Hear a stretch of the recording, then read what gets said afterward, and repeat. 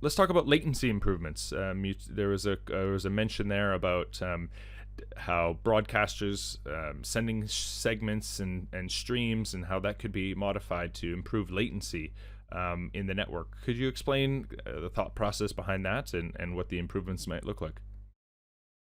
The gist of this, so this is not going to be something that is really visible to orchestrators.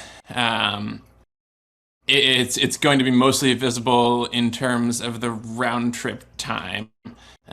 So right now, and forgive me if any video people are on the call and I butcher this, because this is a really technical subject that I'm still wrapping my head around a little bit.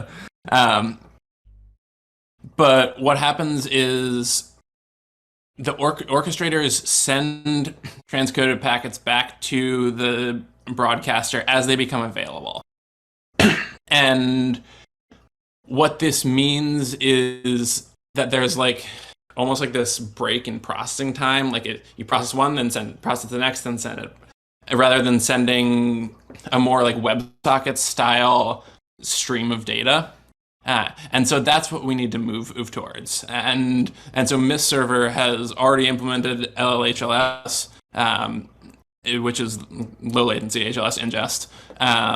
And so right now it means that the bottleneck in terms of offering like a true low latency service is in Livepeer and in how we handle transcoding segments. We basically want to move away from segments into a stream of data. And really, this is like, I wouldn't necessarily call it table stakes for competing in the modern video industry, but it's not far off. If this is a service offering that's incredibly important for any sort of application where latency matters, which is more and more of them.